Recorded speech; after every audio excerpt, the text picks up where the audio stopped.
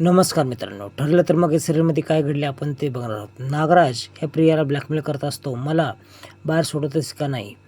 त्यावेळेस मी वकील बघितला आहे, सोडवणारच आहे. त्यावेळेस नाहीतर मी सर्व नाव अर्जुन आणि सगळ्यांना सांगून टाकेल. त्यावेळेस तू असं सांगणार नाहीस असं प्रिया बोलते. प्रिया नागराजच्या मिश्किल हसण्यावर खूप घाबरते. तेवढ्यातच अश्विनी पाठीमागून येतो आणि प्रियाला कवळी मारतो. थोडा रोमॅन्टिक सीन तुम्हाला या ठिकाणी बघायला मिळणार आहे, जो अश्विनने आजपर्यंत कधी केला नव्हता. तर इकडे अर्जुन आणि सायली देखील डिस्कशन करत असतात की काय करायचं. ती खाली सायली येते त्याच वेळेस प्रिया खाली ओरडत येते आणि सायली सर्वांना देखत सांगते की ही प्रिया नाही, ही तन्वी नाही, ही प्रिया आहे आणि ही लोखंडेची मुलगी आहे. अश्विन देखील चांगला तिच्यावर भडकलेला असतो आणि तिला चक्क धक्का मारून घराच्या बाहेर फेकण्यात येणार असतं. प्रिया खूपच गायवाय करत असते, पण तिचं कोणीच ऐकेना. नंतर कळतं हे स्वप्न आहे. ती खूप घाबरून उठलेली असते आणि अश्विन तिला जवळ करतो. तिला समजून सांगतो, त्यावेळेस असं तू काही करणार नाहीस ना, त्यावेळेस तू चुकली नाही तर मी कशाला काय करू, तू चुकली तर मलाही तेच करावं लागणार असं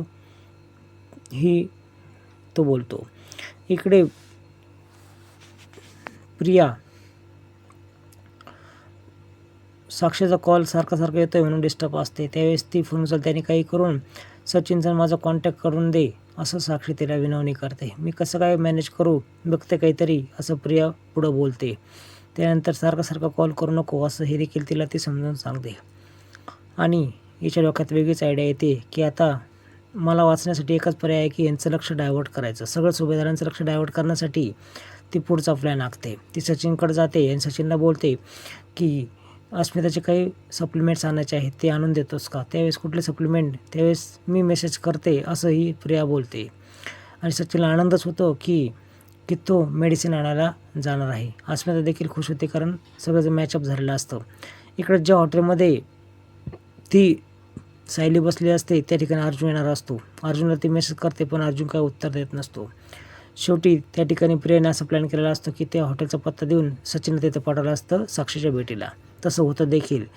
साक्षीच्या भेटीला सचिन त्या ठिकाणी येतो. दोघेही खूप बोलत असतात, गप्पा गोष्टी करत असतात. त्याच वेळेस सायली पलीकडून असते पण दोघांची अजून काही गाठभेट झाली नसते. कोणतरी फोटो बाहेरचा व्यक्ती काढतोय असं म्हटलं. साक्षी डाऊट आल्यानंतर ते दोघं जायला निघतात. त्याच वेळेस वेटर तिथं अडवताना मास्क काढून तुम्ही साहेबांशी बोलून घ्या, मॅनेजरशी बोला.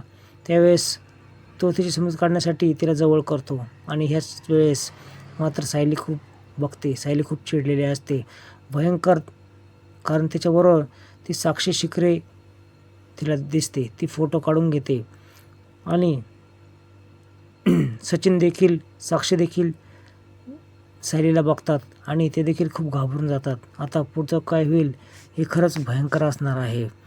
ती थडक सुभेदारांच्या घरी येते आणि सायली सर्व घटना सांगू लागते. सर्वांना आश्चर्य वाटतं, ही साक्षी जिवंत कशी काय आणि तीही सचिन बरोबर. त्याच वेळेस अर्जुन आणि चैतन्य त्या ठिकाणी आतमध्ये येतात आणि सर्वजण खूप आश्चर्यचकित होतात.